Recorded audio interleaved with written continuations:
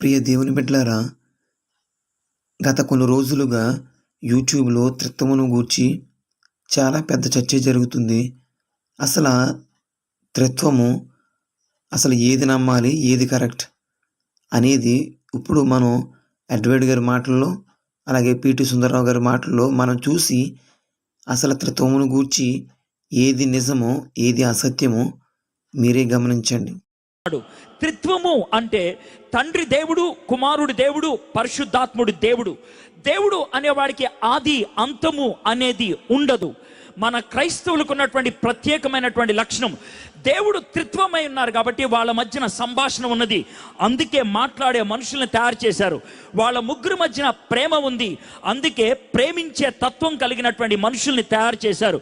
దేవుణ్ణి ఎవరైనా తయారు చేస్తే వాడు దేవుడు అవడు. దేవుడు అనే మాటకి నిర్వచనం ఇవ్వలేనటువంటి పనికి మాలిన ఎదవలు స్టేజ్ మీదకి వచ్చి మాట్లాడుతున్నారు.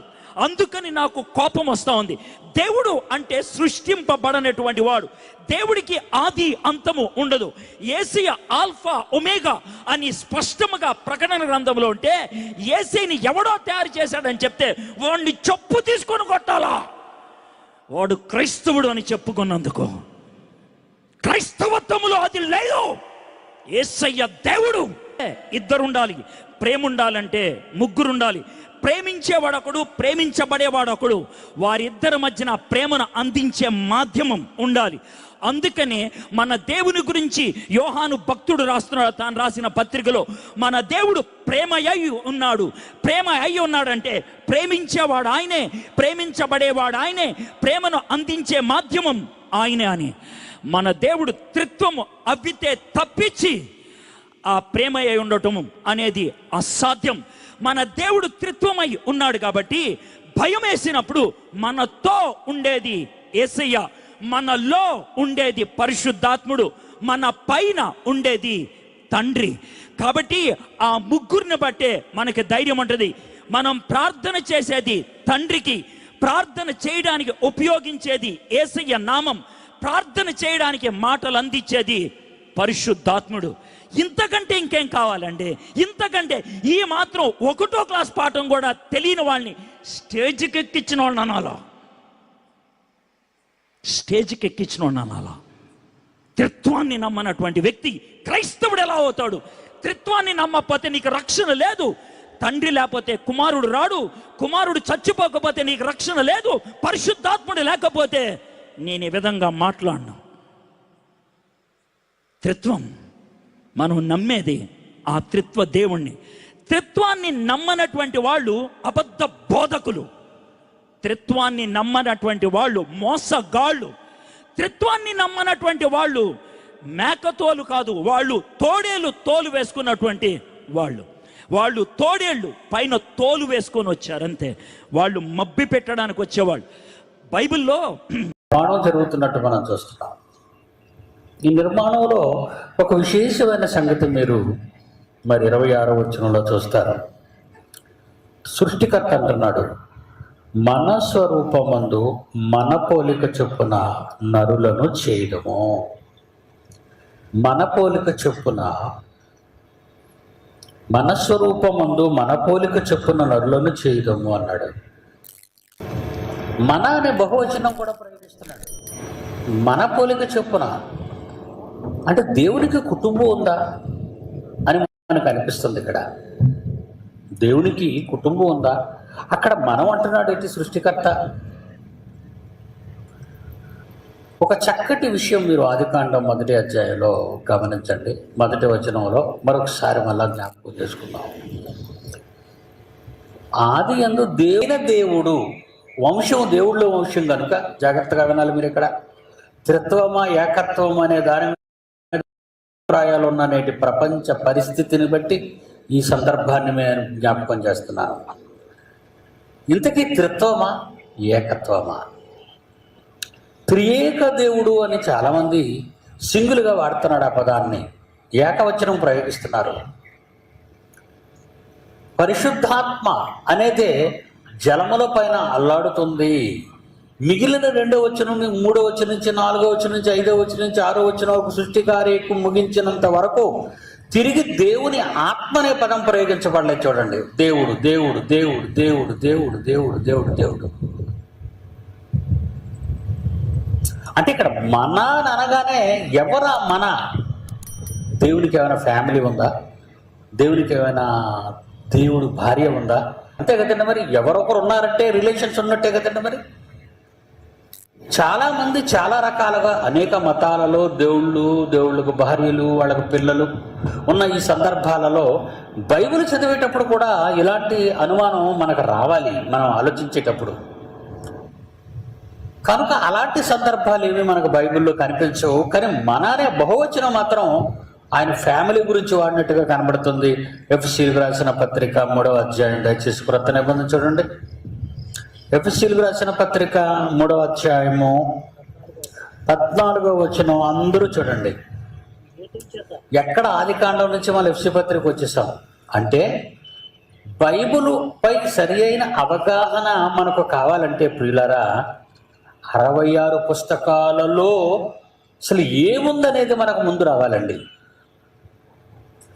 బైబిల్లో ఏదో పుస్తకం చదివేసి లేదా ఒక ప్రసంగం మనం నేర్చుకుని మాట్లాడినంత మాత్రాన సర్వసత్యం అనేది బయటకు రాదు. మీరు గమనించాలి. చిన్నప్పుడు బడిలో మాకు పాట ఉండేదండి. నేను చదువుకునే రోజులంటే 1957లో నేను ఇప్పుడు వీడన్నాడు వచ్చి, గురువు గారు ఏనుగు తాడులా ఉంది అన్నాడు. ఇంతకీ నలుగురు తడివింది ఏనుగునే. దేవుడి గురించి కొంచెం పక్కకు వెళ్ళిపోయారు. అందుకే బైబిల్ పరిశోధన అనే పదాన్ని నేను ఎందుకు పెట్టానంటండి, అపోస్తుల కార్యాలు, ఇది ఇలా ఉంచండి, అపోస్తుల కార్యాలు 17వ అధ్యాయం. పౌలు గారు విన్నవాళ్ళు ప్రసంగం చెబుతున్న వాని మాటలు అసలు లేఖనాలలో రాయబడినవి వీళ్ళు మాట్లాడుతున్నవి ఒకటేనా అని పరిశోధించారని రాయబడి చూడండి. అక్కడ పరిశోధన. బైబిల్ చదివితే అర్థం కాదు. బైబిల్ ఎవరు చెబితే వారు నోటికొచ్చినట్టు చెప్పకూడదు. ఒకవేళ ఎవరైనా చెబితే అలా ఉందో లేదో 1కి 10 సార్లు చూసిన తరువాతే దాన్ని ప్రజల మధ్యకు పంపించాలి. ప్రజలు కూడా వాడు చెప్పినవి అలా ఉన్నవా లేవా అని పరిశోధించాలి అనేది ప్రారంభ శతాబ్దంలోని యూరోప్లోని బెరయా దశలోని కంటే ఇప్పుడు గ్రీసు దేశానికి సంబంధించిన పట్టణాలు ఇవి. ఈరోజు భౌగోళికంగా గ్రీకు దేశానికి చెందిన ప్రాంతాలు 2. అక్కడున్న 1వ శతాబ్దంలో క్రైస్తవులు పౌలు శీల చెప్పిన సంగతులు అలా ఉన్నవో లేవో చెట్టాను. రీసెర్చ్ చేయాలి. బైబిల్ని చదివితే అర్థం కాదు, రీసెర్చ్ చేస్తే బైబిల్ అర్థం అవుతుంది అని. మీకు తెలుసు, కీర్తనల గ్రంథంలో 1వ అధ్యాయాన్ని ప్రారంభిస్తూ దాన్ని ఎలా చదవమన్నాడో మీరు ఆ కీర్తన గ్రంథం 1వ అధ్యాయంలో 2వ వచనం 3వ వచనం చూడండి ఎలా ఉందో. యెహోవా ధర్మశాస్త్రమునందు ఆనంద అంటే బాబు ముగ్గురు ఒకటనయ్యా నన్ను తగిలేసేవారు.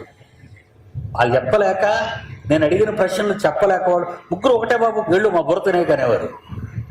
ముగ్గురు ఒకటే ఎలా అవుతారు ముగ్గురు ఒకటి అని అంటే అదంతే నీకు అర్థం కాదు వెళ్ళిపోయినవారు. దాని మీద పరిశోధన అవసరమైంది, అభ్యాసం అవసరమైంది. ఇంతకీ జ్యేష్ఠ కుమారుడు ఎవరు? అది బైబిల్లో మళ్ళా చక్కగా ఉంది. ఏమంటే బైబిల్లో జ్యేష్ఠ కుమారుడు ఎవరు? యేసుక్రీస్తు అయినప్పుడు పరిశుద్ధాత్మ దేవుడు ఎవరు? అతని తమ్ముడు. పరిశుద్ధాత్మ దేవుడు ఎవరంటే అతని తమ్ముడు. గలతీయులకు రాసిన పత్రిక 4వ అధ్యాయము 6వ వచనం దయచేసి బైబిల్ చూడండి. ఏమంటే చాలా మంది బైబిల్లో తప్పులు పట్టుకోవాలనుకుంటారు. మరి అలా తప్పులు పట్టుకోవాలనుకునే వాళ్ళు ఎవరైనా యుక్తిగా మీ దగ్గరికి వచ్చి మిమ్మల్ని దెబ్బ తీయడానికి ప్రయత్నించవచ్చు. అలాంటి వాళ్ళ మేలుకొలుపు కోసం మీకు ఈ విషయాన్ని, జ్ఞానాన్ని ఓపెన్ యూనివర్సిటీ ద్వారా మీకు చెప్పడం జరుగుతుంది. ఏమండి రైట్. గలతీ పత్రిక 4వ అధ్యాయం 6వ వచనం చూడండి. మీరు కుమారులై ఉన్నందున నాయన తండ్రి అని మొర్రపెట్టు తన కుమారుని ఆత్మను దేవుడు మన హృదయములో పంపెను. చూసారా, ఎక్కడ దొరికిందండి. ఇతని గురించి మనకు తెలియాలంటే ఎక్కడ దొరికింది పరిశోధించాలండి మనం జాగ్రత్తగా. ఏదో ఒక పుస్తకం పట్టుకొని ఆ పుస్తకంలో కొన్ని సంగతులు అనుకుంటే కుదరదండి. 66 పుస్తకాలలోని ఆ సారాన్ని మనం జాగ్రత్తగా పిండాలి. పిండితే అసలు తప్పులు అనేవి బైబిల్లో లేవండి. పైన చదివిన వాళ్ళకి ఇవి తప్పులుగా కనిపిస్తున్నాయి తప్ప అర్థం కాక. కానీ అది చదివితే అండి, ఆయన ధర్మశాస్త్రం మందు ఆనందించచ్చు అన్నాడు. ఏమంటే బైబిల్ చదివితే ఎవరికైనా ఆనందమా ఏడుపా? చాలా మంది అంటారండి నా దగ్గరికి వచ్చి, అయ్యగారు ఏటోనండి బైబిల్ చదువుతుంటే నిద్ర వచ్చేస్తుంది, ప్రార్థన చేయండి అంటాడు. ఏంటి బైబిల్ చదివితే నువ్వు నిద్ర వస్తుందా అంటే ఇతనికి ఆనందం ఏమొస్తుందండి? ఇలా బైబిల్ చదివే వాళ్ళకి నిద్ర వస్తుంటే ఆనందం ఏం జరుగుతుంది? ఏం అనుకొని నిర్మించాడో ఇప్పుడు మీరు చదవాలి. దేనికి అసలు మట్టి బొమ్మను చేస్తున్నాడో 6వ దినాన్ని? చేతులిచ్చి, కళ్ళిచ్చి, చెవులిచ్చి ఇవన్నీ మనకు వచ్చాయి.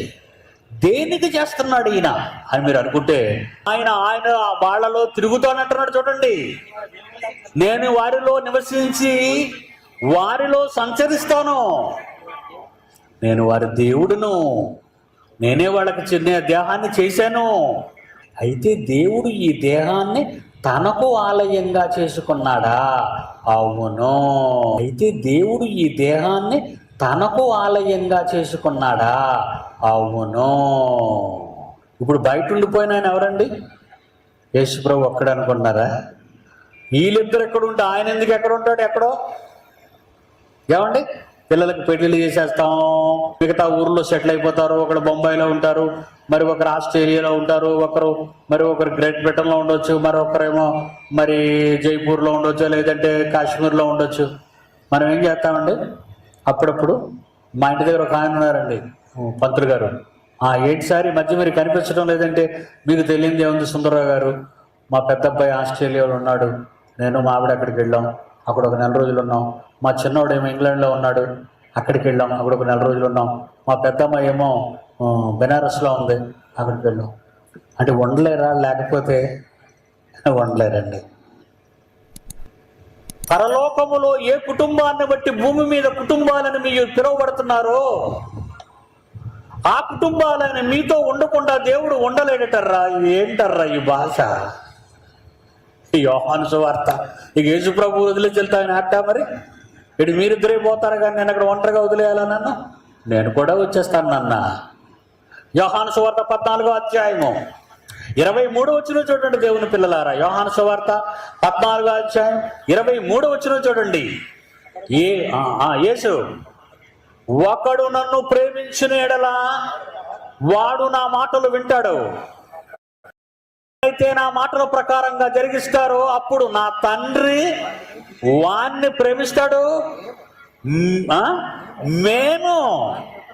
మేము నా తండ్రి ఎవరినైతే ప్రేమిస్తాడో ఆయన కుమారుడుగా నేను, మా తమ్ముడైన పరిశుద్ధాత్ముడు, మేము వాని యొద్దకు వచ్చి వాని యొద్ద నివాసము చేతుము. మేము నా తండ్రి ఎవరినైతే ప్రేమిస్తాడో ఆయన కుమారుడుగా నేను, మా తమ్ముడైన పరిశుద్ధాత్ముడు, మేము వాని యొద్దకు వచ్చి వాని యొద్ద నివాసము చేతుము. ఇంతకీ పరలోకంలో ఉన్న మహానుభావులు మన దగ్గరే ఉన్నారా అనిపిస్తుంది కదండి. ఉంటారు, కానీ నువ్వు బూతులు ఆడితే ఎలాగుంటారు? ఉంటారు, నువ్వు అబద్ధాలు ఆడితే ఎలాగుంటారు? ఎలా ఉన్నావు మరి? నువ్వు బాగున్నావా?